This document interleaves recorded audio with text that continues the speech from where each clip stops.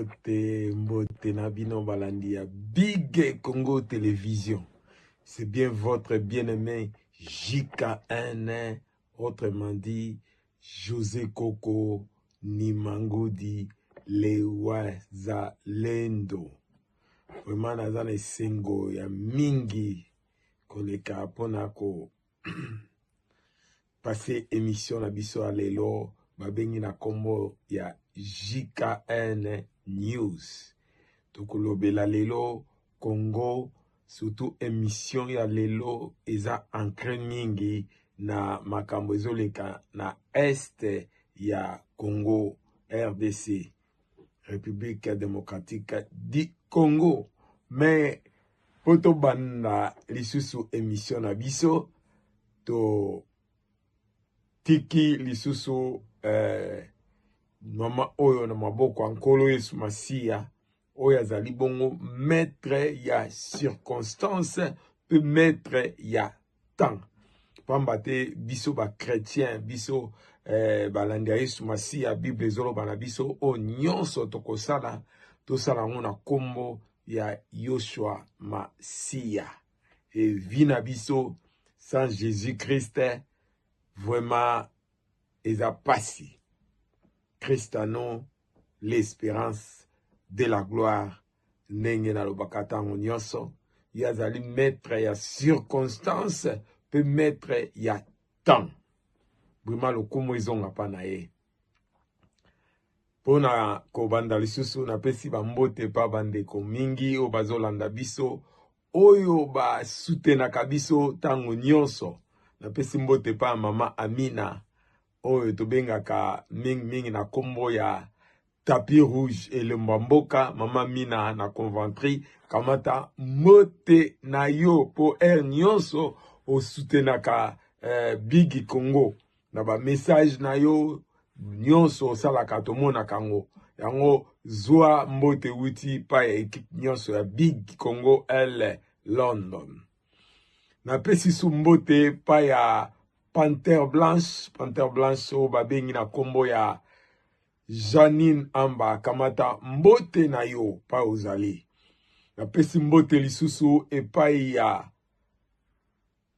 José Salai na Lidze kamata mbote na yo na libota na yo mobimba. José Salai papa mapasa kamata mbote na yo. Na pesi mbote lisupa ya Sembade pa ozali kamata mbote na yo. Na pesi mbote lisusu pa ya la femme forte mama Regine Musaki kamata mbote na yo. Na pesi susu mbote lisusu epai ya Maître Moïse pa oza kamata mbote na yo. Émission ya lelo ezali basée sur ce qui se passe à l'est.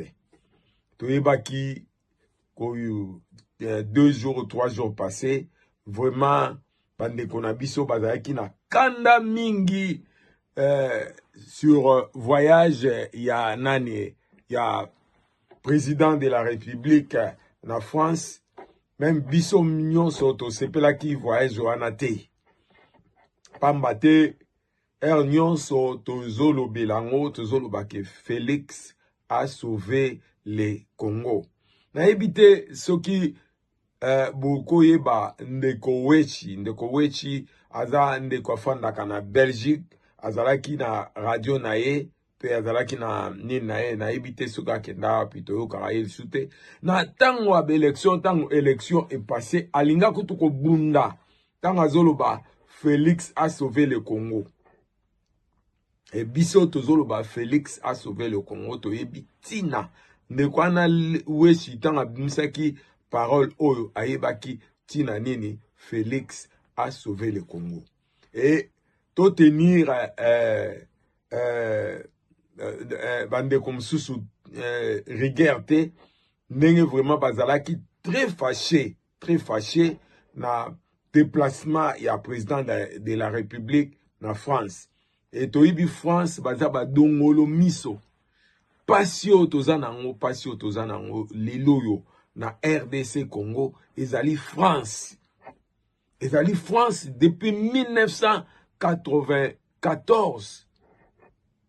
1994 oyo tomona ba français bazalaki na nini na Rwanda bango mutu basalaki baboma Abiyarimana et bango mpe mutu basalaki ba FDLR bazalaki na kati ya Rwanda bakimi bakoti Congo et lelo yo soko tali bien na ndenge basalaki bakimisi Mobutu soki ndenge nini babandaki kozala na moyen ya kolongola Mobutu te. Et tant bamonaki Mobutu akomaki déjà faible baprofitaki na nini wana. Et le même français eza na esengo te po ba français baza ba allié ya ba rwandais. Et soki totali balkanisation o tozolobela tango nyonso mboka ezolinga bakata yango. Mboka ezolinga bakata yango et empire ima wana eza empire bazolinga basala ya ba nilotique baza na Rwanda, ba nilotique baza na Tanzanie, ba nilotique baza na Kenya, ba nilotique baza na Zambie, ba nilotique baza na Uganda. Soki totali bien Kagame aza nilotique. Et bazolinga koto wana basala nina bango babengi empire ima. Et empire wana ekozala majorité ba nilotique mutu bakozala wana.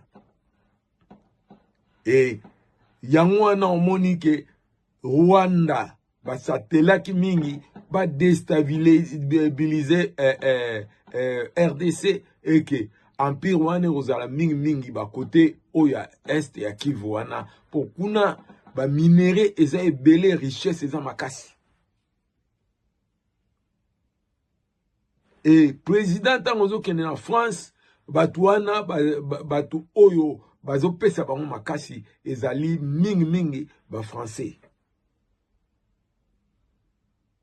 Moubenga tomboka ke Moubenga kuta parler sur président Félix Lamuka mbata bongo sima akoyeba batu ba fingi ye et to moni ndeko na biso Kalonji pe pa azalaki Kalonji pe atomboki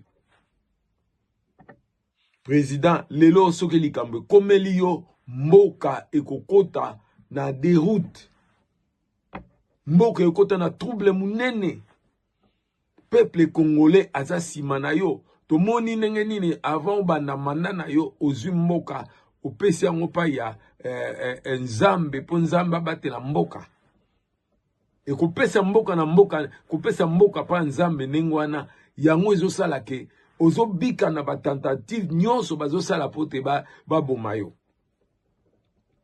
Et mais yo pe sous président il faut zala mayele na sens que batu oyo bazo luka shit ya Congo bazo luka shit na yo bazo luka shit ba congolais il faut pas ozalaka na bango.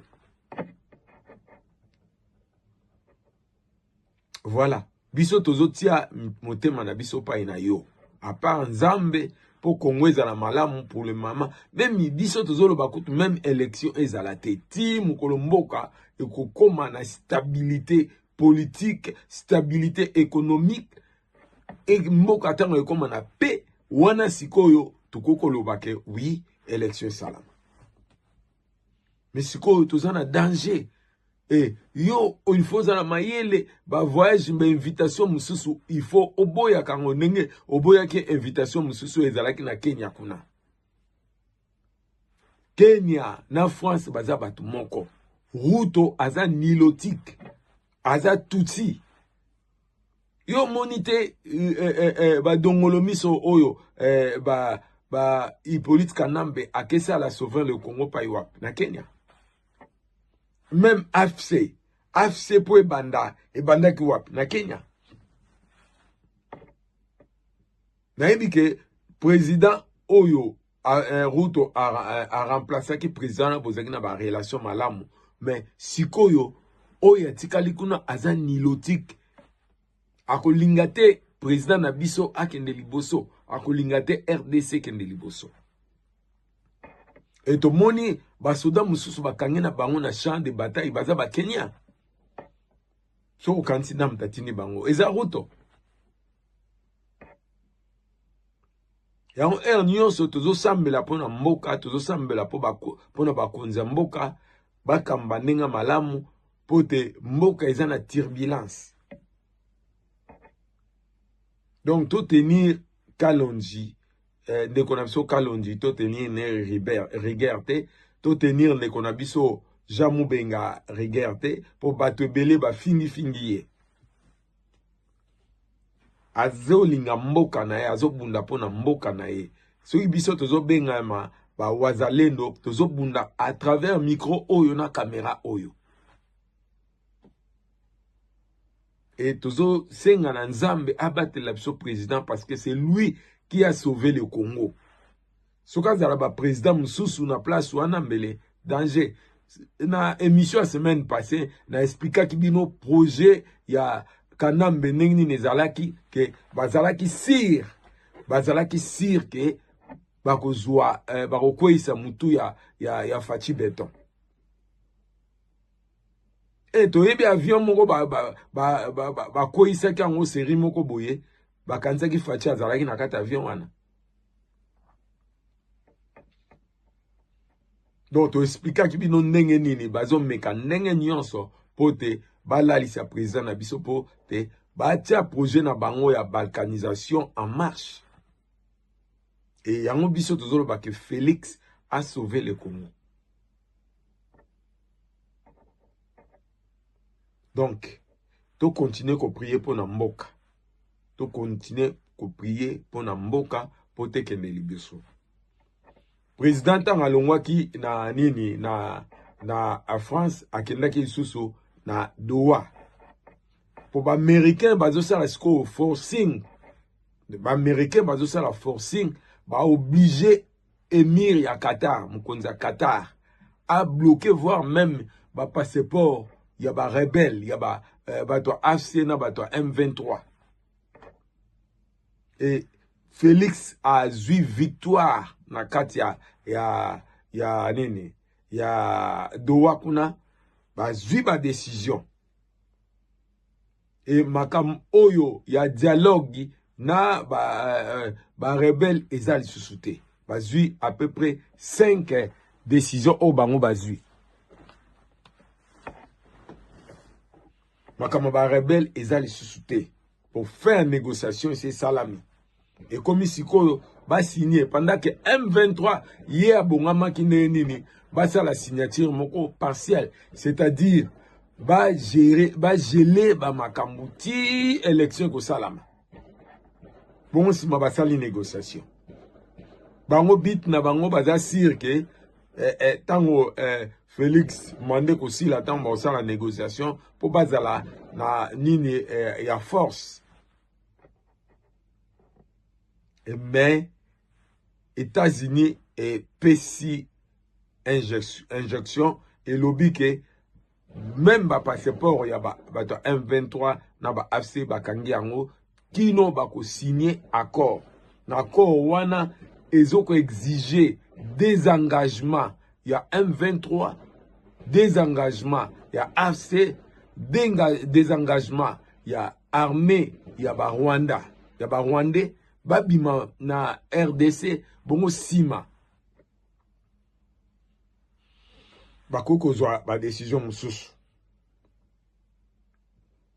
Et ba lobby lisusu FDL po Rwanda kino atakara Congo alobakazo se protéger contre ba FDL. Mais sokotali ba FDL wana depuis 1994 à peu près 30 ans bauzana ajni. Bauzana ajni na tabino mobolo. Basi bakuma bakoko baza sous force te bango mongo to babanda ko senga bazongisa bango na Rwanda.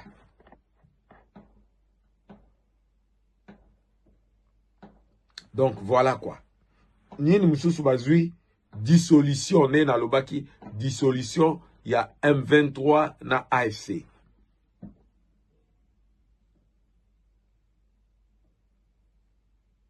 Et tant que Félix a sauvé le Congo, toyebi ke soki Rwanda azokota na kati ya RDC lokola mbeli kota kana na kati ya ber, eza parce que gouvernement to pouvoir il y a 18 ans à salaki mixage to moni ba Rwanda belé ba koti na kati ya armée ya Congo. Tango Rwanda ezokota to ba M23 bazokota na kati ya ba ville et que armée na biso lokola eza na ba infiltré na kati bazoko battre en retrait. Goma Bukavu ezwami bitumbe bundi penzata. Même Bunanganda kena nengwa na kaka. Et cette fois-ci, président de la République, Félix Tshisekedi Mwana Mboka, a le but, pas question de mixage. Et avant, il faut pas cantonner quelque part. Allez, balanda, cas par cas. Voilà. Donc, Doha, eza lesusu, victoire munene, oyo, RDC, azui, na Doha kuna. Et, ne tolobi na bino, M23, ye alingaki, na nini, alingaki basala, po ba signer, il faut ba signer nini moko partiel, pote, élection, dans 2 ans, 2028, tant élection au salama, avant élection, basala dialogue. Mais Nyosoana, ils a rejeté en bloc.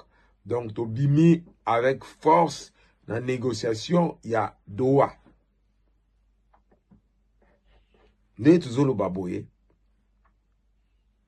Tant tuzozongela ke Félix a sauvé le Congo, plein, il y a Batutsi, Rwandais. Ezalaki nini. Ezalaki ke ba nilotique bazwa pouvoir partout. Tala neti makambo utoleka na Tanzanie. Na Tanzanie kuna batu baza na pouvoir ba bantu. Na Kenya mutazaki na pouvoir avant Ruto ezalaki nani bantu. Na Burundi mutu aza na pouvoir kuna bantu.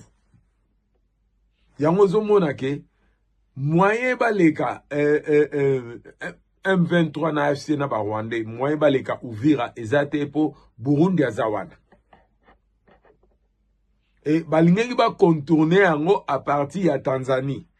Na sens que ba provoquer trouble munene ezalaki makasi na Tanzanie. Na ba élection oyo wuti koleka oyo Aminata, madame o Aminata gagné. Risque munene ezalaki ba contourner Burundi ba kekota na Tanzanie à partir wana ba ke pote ba kene na Katanga. Ba nina ba tentative na bango nyonso bazo sala ezo simbate. Leo tomoni madame wana a gagné lisusu élection et que ba nilotiko bazakuna projet na bango basalaki esimbite. Eza ndenge moko na Burundi projet na bango eza ba nilotique bakoma na pouvoir. Soki ba nilotique bakomi na pouvoir na Burundi, soki bakomi na pouvoir na nini na Tanzanie, bakokoma pe na pouvoir na Zambie, Congo danger. Pour le moment ba nilotique muto baza na pouvoir na Uganda, Kenya, na Rwanda. Donc Zamba Big Sibiso une fois de plus na Tanzanie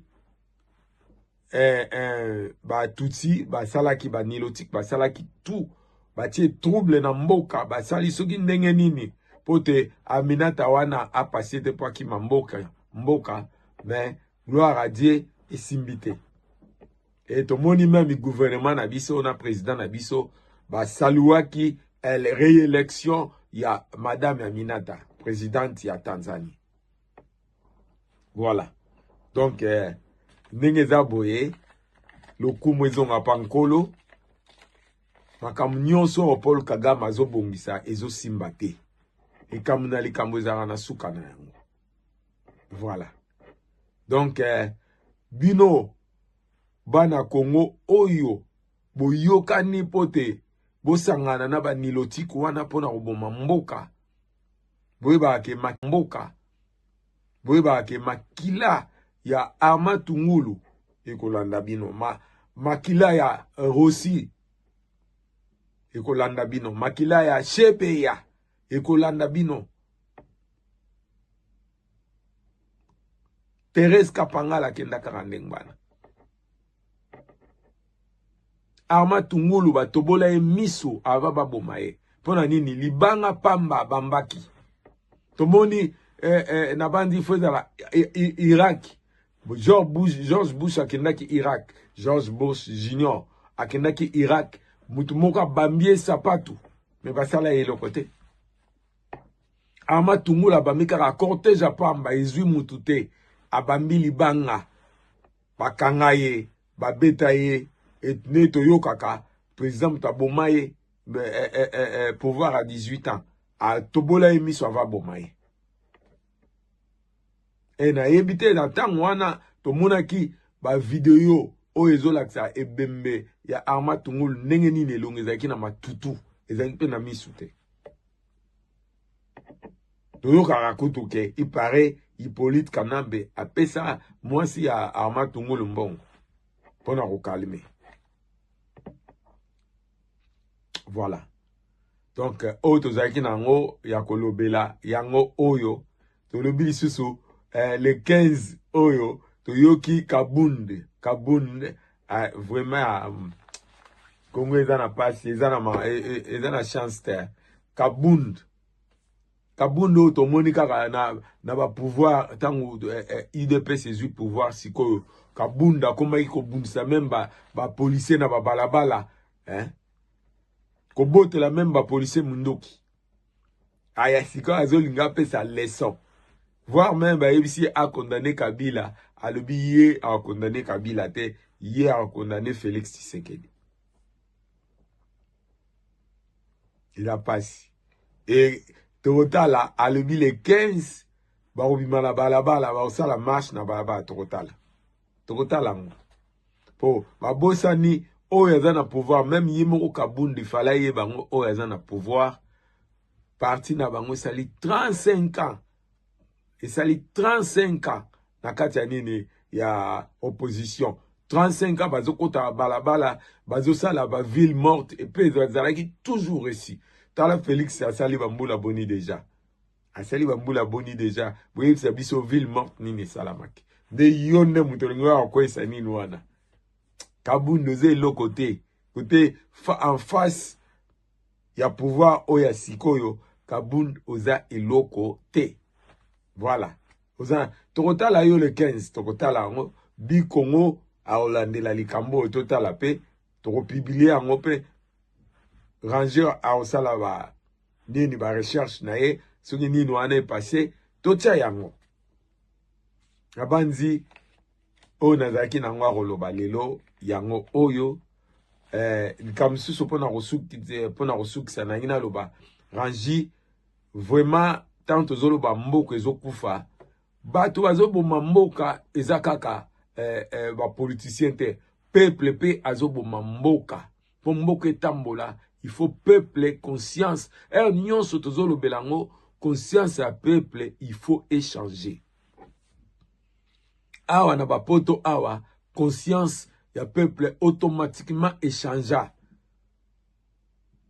eza pas omona mutu azo eloko abwaka na balabala akoka kutu te eza pas ozwa omona mutu na nzeta azosuba akoka te po baza conscience na bango échangea et vraiment tokotiela bino image rangi na banzo za na image wana avant tu ba image mususu banana na image wana bato machine à fufu bato pardon bato ya ba pousse bato pusu mbule betaki makasi da mboka bazwaka ba matiti na balopango bapesaka bango mbongo oleba ke no boka ba matiti wana place babwakaka mbula ndenge betaki makasi inondation salami bazo boka na bango matiti na balabala bon siko bolo baka fachi est-ce que ba matiti wana fachi mutaboka ngo est-ce que ba matiti wana gouverneur mutaboka ngo beau changer voilà na suki boyo na zaki nango na émission na biso alelo pona suki sa susu na pesimbote pa ya le général Chirimbala mutema ya Ornella Amisi na pesimbote lisusu pa ya Janine Amba pa ozali zwa bambote wuti pa na ngai yomoko yebi mutakati na pesimbote lisusu pa ya Fifi Longo Motema ya Dominique na pesi mbote soupa Bigard ami d'enfance kamata mbote na yo na pesi mbote pa ya Baki l'homme intègre kamata mbote na yo pa ozali na pesi mbote susu pa Kamba Dadwa kamata mbote na yo ndeke moka zotu nanga abi eske bafutaka yo ndenge olobelaka boye. Bible ezoloba na biso to prier pour na mboka to travailler pour na mboka. Donc voilà quoi. Na bandi na suki wana rangi tiela biso biloko za nango banda nanu na ba element oyo batapuso bazobwaka ba biloko na balabala. Merci na suki boy rangi balancer toleka. Sala botala ndenge bazosala botala ndenge bazosala tala ndenge bazosala atuka bandeko bopiblie nini oyo partout botala bato ya pusu bazoa kolokota salite na kati ya mapango bazwi lisusu bakodeverse yango na nzela. Il y a les agents de l'ordre à côté mais tala makambo bazosala botala personne ne peut les inquiéter. Donc, baza wana baza libre. Botala ndenge salite ezokende sike kokende kosuka toyebi te. Botala regardez. Botala. Bazo na condé de tout. Est-ce que bazo na regarde? C'est ça qui fait des Il y a mauvaise foi. Il y a mauvaise foi.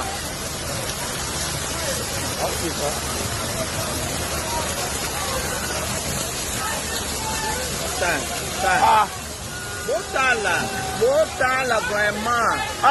Est-ce que bon, on a dit pour bango baso bayaka bachaka mulo bayaka pona mazenga mo siko bilo ya bulu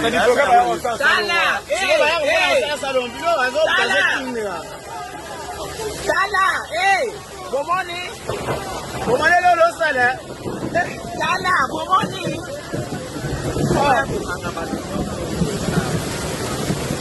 Tala lolo sala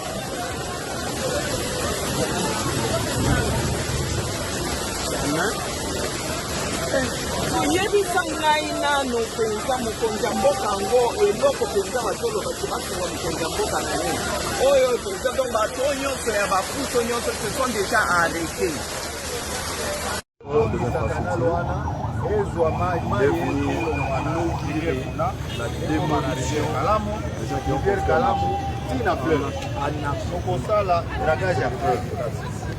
Le gouvernement pour la première fois depuis 40 ans outi kosomba badrague libre badrague wana ya sika euti na bamboka mosusu te euti na Suède ezali numéro 1 ya kosala badrague donc tokosala yango na Kinshasa tozali na 12 confluents oyo ezobwaka mai na fleuve tokosomba 12 donc chaque confluent ekozala na drague nango donc tokodrague fleuve. Et puis tu regardes sa population. Total qui lobby, ma vidéo, kaka bino ba sango, ma vidéo, bande kona biso ya pusu, oyo ba ganga kana tongo matiti. Ba boaki bazobwaka salite na kati ya balabala.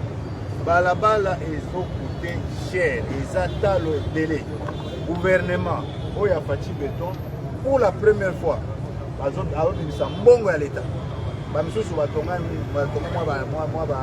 banzela mike mais na ba partenariat tout ça bati béton akutaki 3000 km ozan asali 8000 km na 6 ans bobosana te que toza na guerre mais azotonga 8000 déjà mais imaginez ce qui guerre ezalaki te mais akosilisa guerre okontinue kotonga alors population kobatela banzela na biso bosoto oyo toza nango ekomi incompréhensible toko comprendre nango esuti ekomi malade oyo akokanga moto azobwaka salite bakangi bamemi ye na polisi babenga ngai na opesa moto wana na opesa ye prime donc tokobanda bongo okangi moto atie salite na police babengi ngai na ye napesi prime otosisa bosoto na kotia lisusu génie militaire tozopanza yango soki nazongi nakuta bangoma na ya salite ezala. Merci son excellence, plus de 25 000 personnes bazalai. Moi namboka excellence Eliezer mbote na yo. Batu balobi bamoni musala pe bandimi mais oyo eza ndako eza na sima oyo. Balobi baoki kobuka yango te baza ko protéger mais yango nde eza kokanga ke nzela esila te. Câble ya SNEL musala eza bloqué 2 mois. Nayebi ba câble ya SNEL eza kolongwa te mais nzela ekangami babi ndako oyo bakobuka te. Yo lokola excellence mais l'homme du terrain molobeli solution ni toki komona parce que il faut nzela efungwama ndenge mokonzi awuti koloba ministre ya infrastructure. Merci beaucoup. D'abord na monaki na presse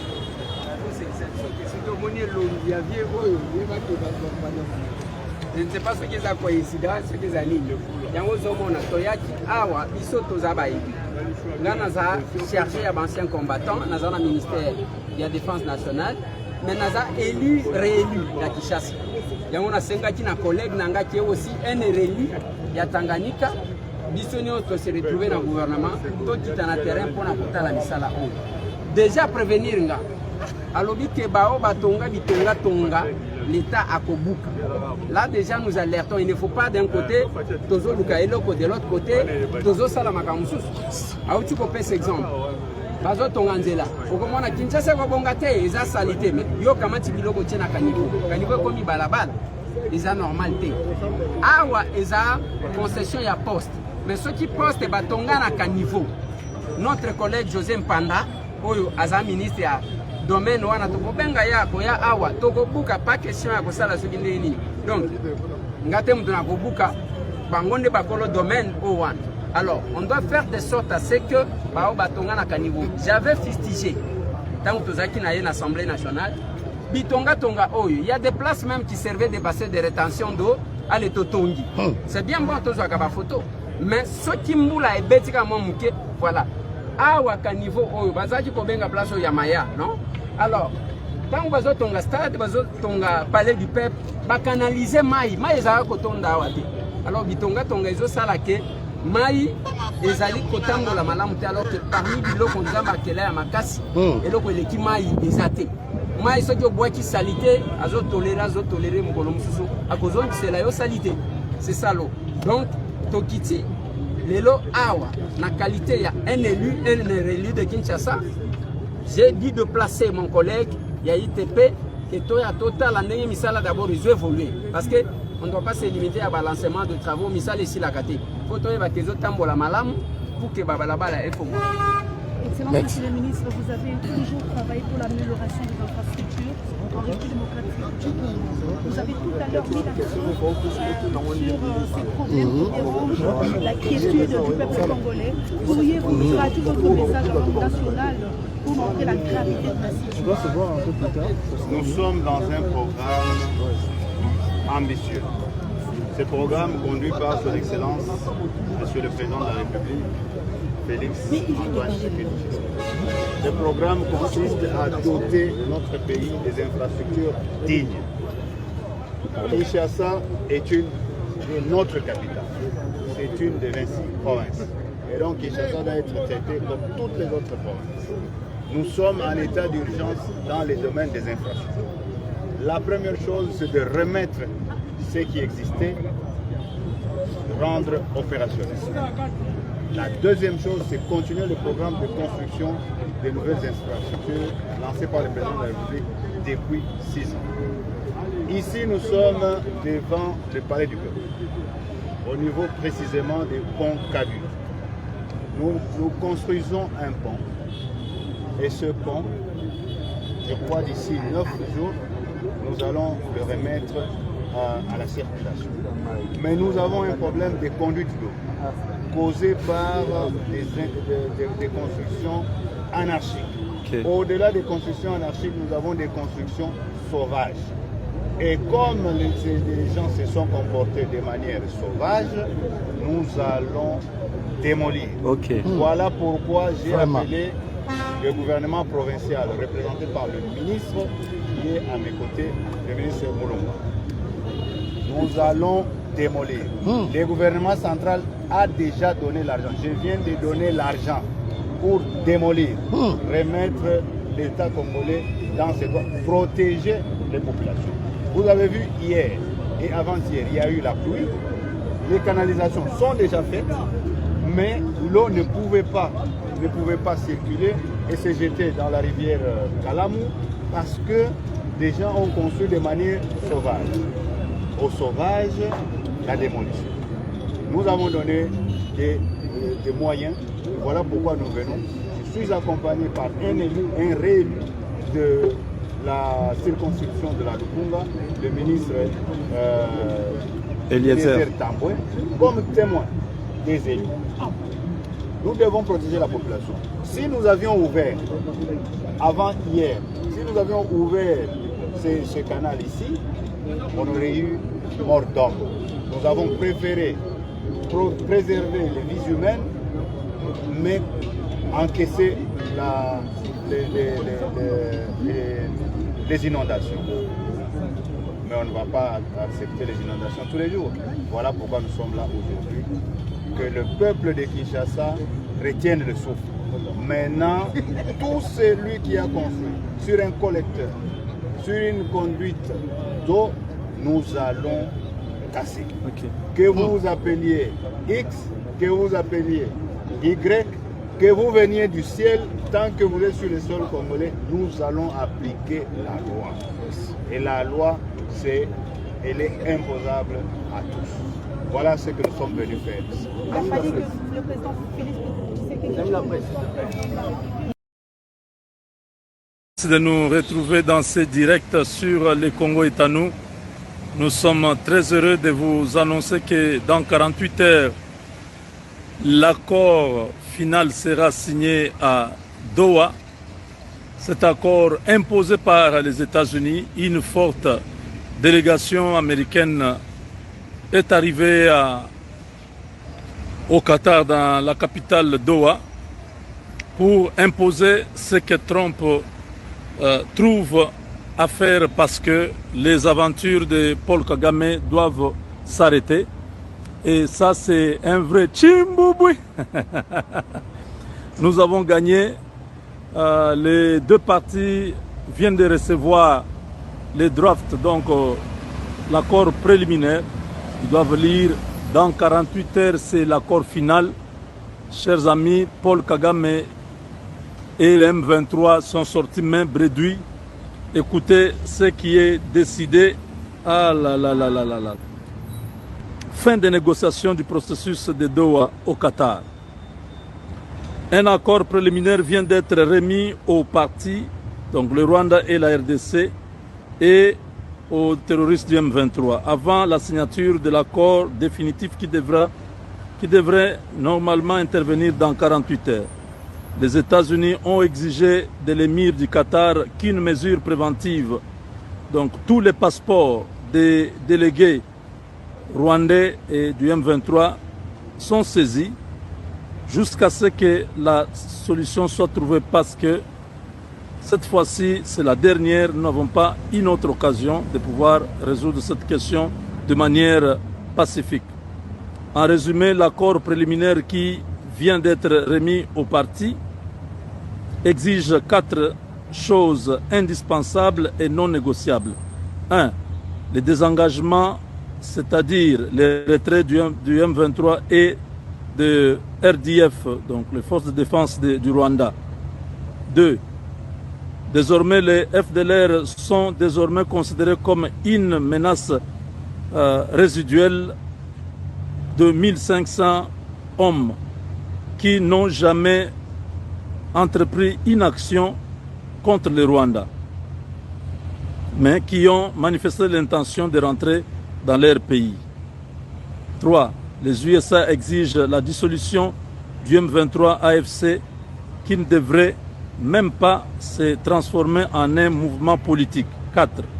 Pas de mixage, pas de brassage, encore moins exiger l'organisation l'organisation d'un dialogue politique quelconque où les membres du M23 AFC se retrouveront autour d'une table avec les autorités souveraines de la RDC.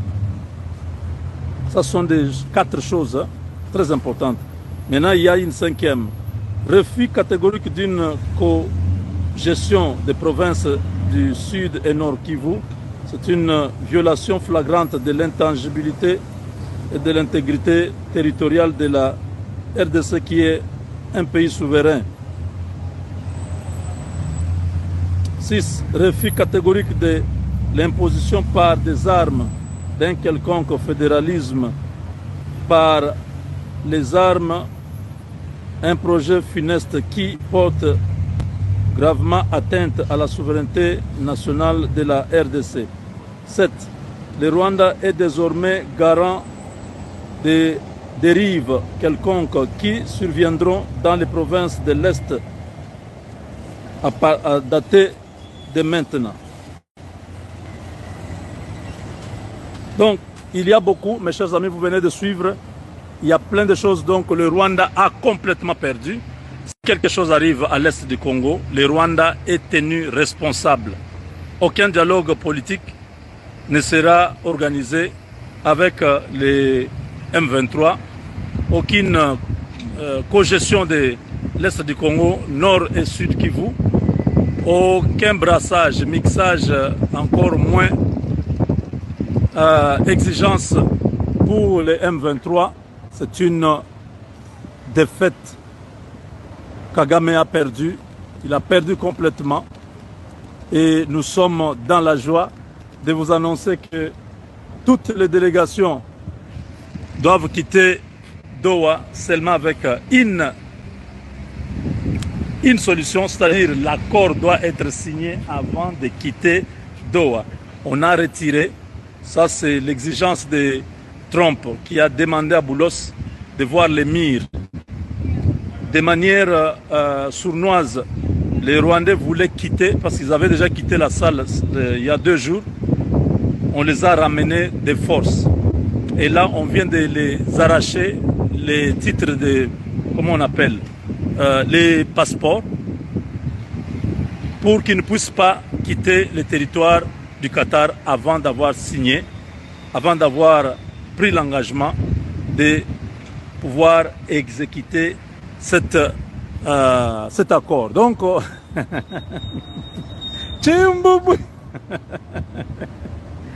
ces gens, on est allé lentement, ils n'avaient pas compris que le temps avait changé et que Trump était totalement avec la RDC.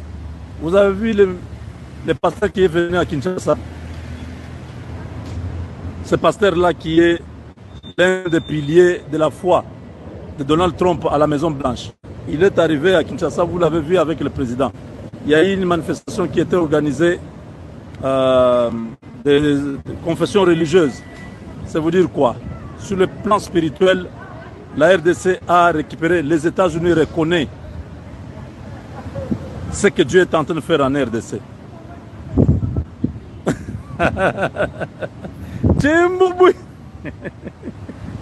Ils ne vont pas quitter. On leur a dit, si vous osez partir, alors il faut trouver d'autres passeports, parce que ça, on ne vous remet pas. Vous lisez tout ce qu'on a écrit là-bas, et vous venez signer, parce que le 27, votre Kagame et Tshisekedi doivent se retrouver à Washington. Là, on est aujourd'hui le 15 déjà.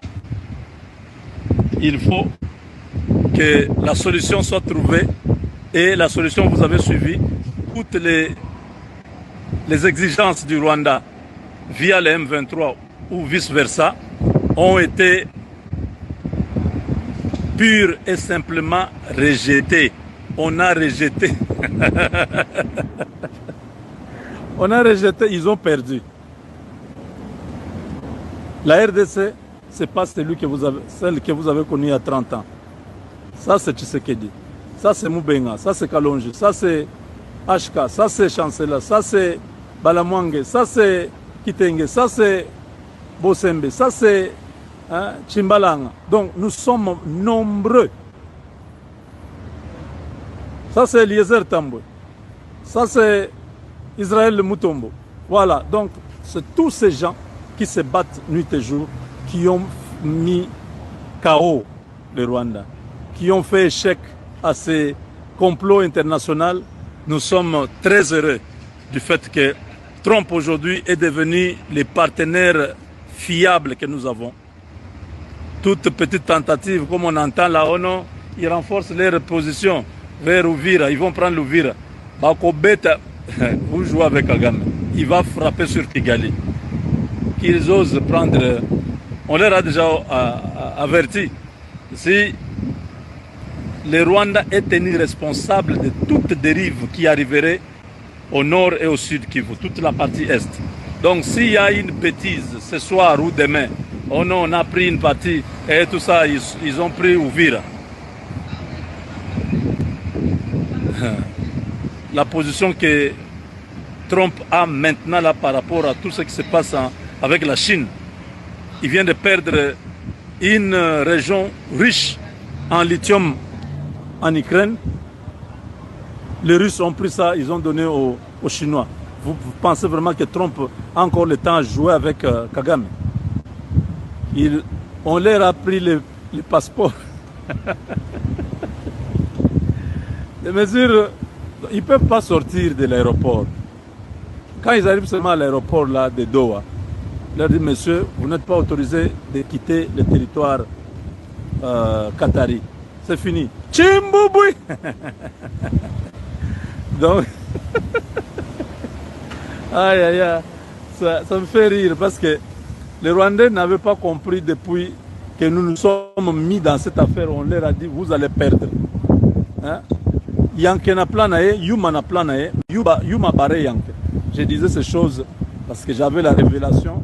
Je vous ai dit tout un tas de choses que Dieu m'avait parlé. Mais ces gens-là, comme ce sont des païens, sont des sorciers, des magiciens, ils croient toujours qu'ils peuvent monter des coups d'État pour tuer Tshisekedi et ils les appellent Chiwewe. Chiwewe, est-ce que Chiwewe vraiment c'est un militaire? Il est arrivé chef d'état-major par hasard. C'est Félix Tshisekedi qui a fait ce monsieur-là, chef d'état-major. Eux, ils ont pensé que c'était un militaire. Chiwewe pleurait comme un civil. Président Nirumi, président Nirumi. Président Nirumi, hey, un militaire ne pleure pas. Un militaire ne peut pas pleurer. Hein? Vous pleurez comme un civil. Umwambie président Nirumi, Kabila Linlanda. Kabila Linlanda. Ah, Chiwewe. Ntumbo itaisha. Chiwewe. Condamné à mort. Chiwewe sera pendu. C'est le premier qui sera pendu. Chiwewe. Oh, Chiwewe. Chiweye. Chiweye. Chiwewe sera pendu. Le verdict va tomber parce que la flagrance est tellement documentée, archivée que il sera le premier à vivre les derniers moments de ce soupir avant d'être complètement retiré de cette terre. Si la famille de Chiwewe m'écoute, votre fils, votre père, votre oncle, votre grand frère ou petit frère, votre cousin sera tué, il sera pendu en public. C'est la sentence pour un traître comme lui. Quelqu'un qui vous a fait tous les biens, vous lui ramenez le mal. Personne ne vous a menti. Kabila ne t'a pas menti. Tu étais une mauvaise sémence. Il fallait qu'on se débarrasse de toi. Bande de général. Général Moro Patapounia. Il y a Fouati. Imbécile comme ça. Donc voilà, on se retrouve tout de suite. Tchimboubouy. Excellences, Mesdames et Messieurs les chefs d'État et de gouvernement, Monsieur le Secrétaire général des Nations Unies, Mesdames et Messieurs les ministres, distingués délégués, Mesdames et Messieurs, je suis honoré de prendre la parole au nom du peuple de la République démocratique du Congo à l'occasion de cette rencontre historique. Nous sommes réunis ici à Doha pour parler de ce qui, au fond, nous concerne tous sans distinction de continent, de richesse ou de puissance, la dignité humaine. 30 ans se sont écoulés depuis le sommet mondial pour le développement social tenu à Copenhague en 1995. À l'époque, les dirigeants du monde se sont engagés autour de 3 principes qui demeurent aujourd'hui encore indiscutables. Éradiquer la pauvreté, promouvoir le plein emploi et renforcer l'inclusion sociale. Ils avaient affirmé avec force que le progrès économique et technologique n'a de sens que s'il améliore la vie des gens et élève la condition humaine. 30 ans plus tard, nous avons le devoir moral d'admettre une vérité difficile: le monde n'a pas tenu toutes ses promesses.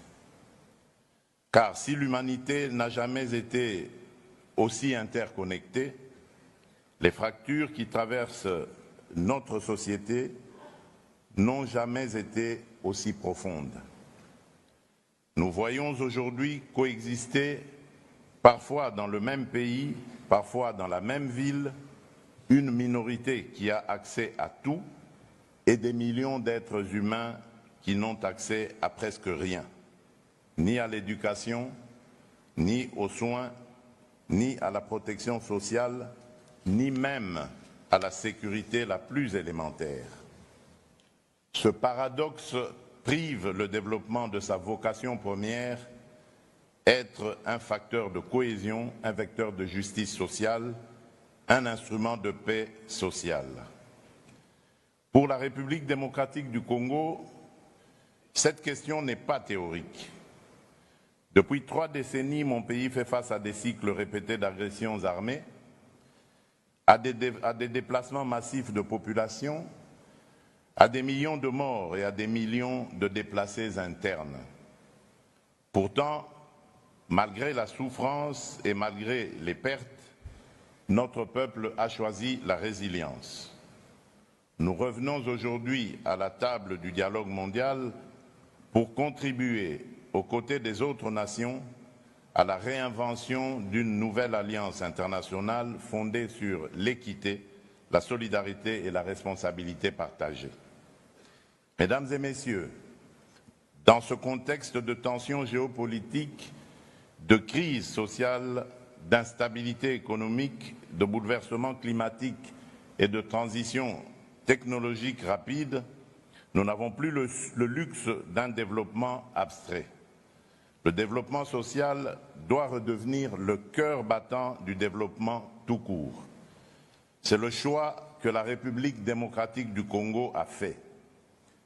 Dès le début de mon mandat, j'ai engagé le pays dans une transformation profonde de notre modèle de développement, rompre avec une vision purement extractive et centralisée pour bâtir une économie tournée vers l'humain, vers la justice sociale, vers l'égalité des chances entre territoires et vers la paix. Cette orientation repose sur 3 convictions. La dignité ne se négocie pas, l'égalité d'accès aux droits fondamentaux n'est pas un luxe, aucune paix durable n'existe sans justice sociale. Pour rendre ces principes réels et vérifiables, nous avons lancé des réformes majeures. Premièrement, la protection sociale. La République démocratique du Congo a entrepris une réforme ambitieuse fondée sur la couverture santé universelle. Depuis 2023, les soins sont gratuits pour les femmes enceintes, les mères et les nouveau-nés. Cela signifie que donner la vie ne doit plus être un risque financier ni une condamnation à la précarité. C'est une avancée historique vers l'accès équitable aux soins pour les plus vulnérables. Deuxièmement, l'éducation. Nous avons rendu l'enseignement primaire gratuit depuis 2020. Plus de 5 millions d'enfants ont pu aller à l'école ou y retourner. 5 millions d'enfants. Ce sont 5 millions d'histoires individuelles qui ne basculeront pas dans l'analphabétisme et l'exclusion. Pour consolider cette réforme et lutter contre l'inégalité des chances, nous déployons un programme national d'alimentation scolaire afin qu'aucun enfant n'abandonne l'école parce qu'il a faim. Troisièmement, la cohésion territoriale. Notre pays est vaste. Pendant trop longtemps, cette immensité a été le prétexte à l'inégalité. Nous avons décidé d'y répondre par un engagement concret, le programme de développement local des 145 territoires qui composent la République démocratique du Congo. Lancé en 2023, ce programme vise à reconnecter l'ensemble du territoire national et à réduire les écarts entre les centres urbains et les zones rurales. Sa première phase prévoit la construction de 2136 ouvrages publics, écoles, centres de santé, bâtiments administratifs. À ce jour, 1011 infrastructures sont déjà terminées et plus de la moitié des autres sont en cours de finalisation. Ce n'est pas un concept, ce sont des salles de classe qui ouvrent, ce sont des maternités qui fonctionnent, ce sont des services publics qui redeviennent accessibles. Mais le programme de développement local des 145 territoires n'est pas seulement un chantier de briques, c'est aussi une politique de dignité économique. Nous accompagnons les petits producteurs ruraux, nous structurons les filières agricoles locales, nous stimulons les économies de proximité et nous créons des emplois décents. Car une mère qui peut vivre de son travail sans devoir quitter sa terre, c'est déjà une victoire sociale. Mesdames et messieurs, à ces chantiers sociaux s'ajoute aujourd'hui une nouvelle dimension incontournable, la dimension climatique. Le changement climatique n'est pas pour nous un débat académique. Il est une réalité vécue. Inondations meurtrières, érosions qui engloutissent des quartiers entiers, sécheresses qui détruisent les récoltes et plongent des familles entières dans l'insécurité alimentaire. Dans ce contexte, le bassin du Congo est à la fois un rempart écologique pour l'humanité et un levier stratégique de développement pour notre pays. La République démocratique du Congo continue d'honorer ses engagements climatiques avec sérieux, mais le sous-financement chronique de l'adaptation et de l'atténuation freine la mise en œuvre des objectifs de développement durable. Nous le disons clairement, sans justice climatique, il n'y aura pas de justice sociale durable. Nous attendons donc une transformation profonde du financement international. L'accès aux ressources vertes doit devenir plus prévisible, plus rapide et plus juste. Il ne peut pas reposer sur des conditionnalités qui punissent les pays vulnérables pour des désastres auxquels ils n'ont pas contribué. Nous plaidons pour un rééquilibrage réel entre le financement de l'atténuation et celui de l'adaptation, parce que protéger les populations qui subissent déjà les chocs climatiques est aussi urgent que réduire les émissions globales. Mesdames et messieurs, ce deuxième sommet mondial pour le développement social se réunit dans un moment charnière. Nous faisons face à des transitions simultanées, démographiques, environnementales, numériques et économiques.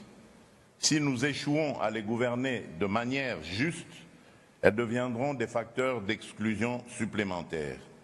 Si nous les maîtrisons collectivement, elles peuvent devenir des accélérateurs d'équité. Le développement social ne sera crédible que s'il est vécu dans tous les territoires, y compris les plus reculés, y compris les zones meurtries par la guerre.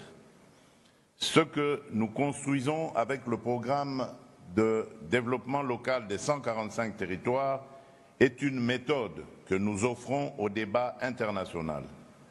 Reconnecter le pays par la santé, l'école, l'administration, l'activité économique locale et donc restaurer l'égalité républicaine dans l'accès aux droits.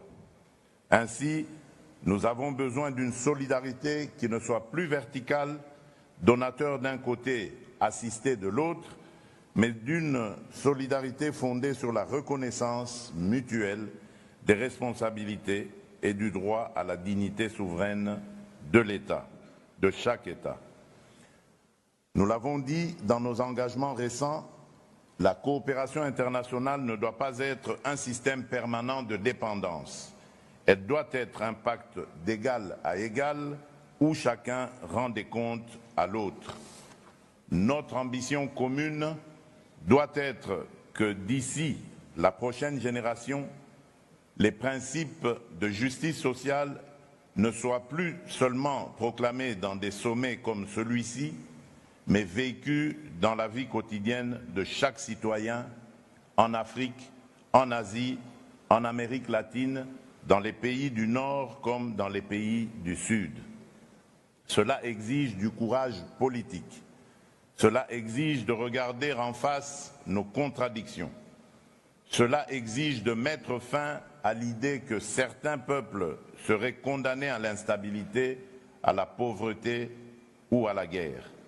La République démocratique du Congo croit en un avenir où la justice sociale cessera d'être une promesse et deviendra un droit collectif et effectif. Elle y travaille chez elle, chaque jour, malgré les épreuves. Elle est prête à y travailler avec vous, à vos côtés, dans un esprit de responsabilité et de respect mutuel. Vive la solidarité mondiale, vive le développement social. Je vous remercie.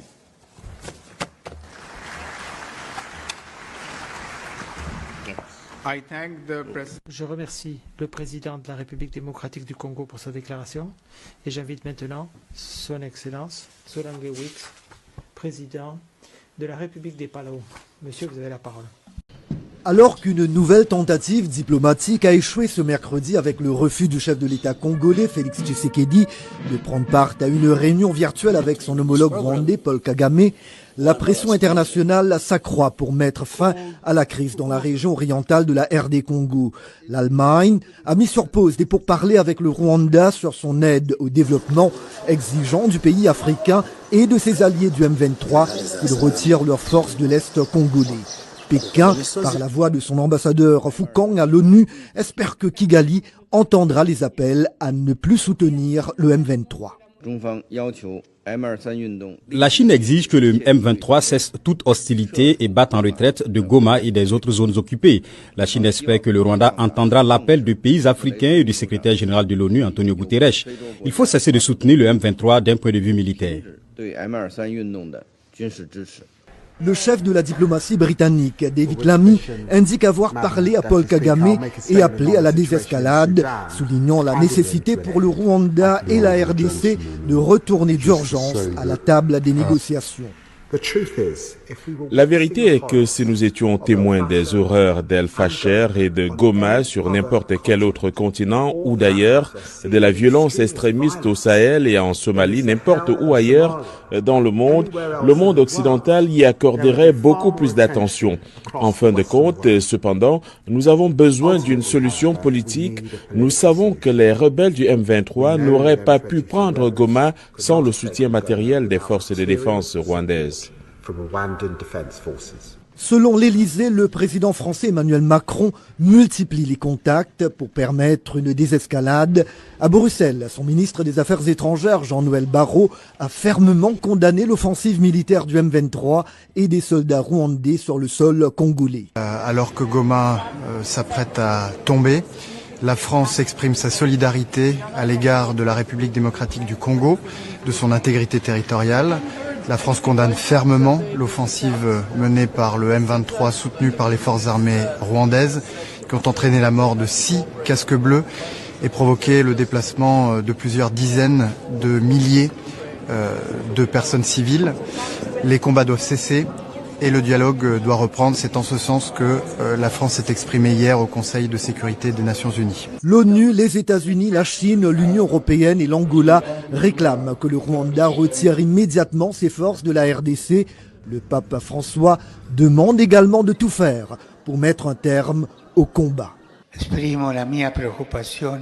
J'exprime mon inquiétude quant à l'aggravation de la situation en matière de sécurité en République démocratique du Congo. J'exhorte toutes les parties au conflit à s'engager en faveur de la cessation des hostilités et pour la sauvegarde des populations civiles de Goma et des autres régions concernées par les opérations militaires. Je suis également avec appréhension ce qui se passe dans la capitale, Kinshasa, en espérant que toutes les formes de violence contre les personnes et leurs biens cesseront dès que possible.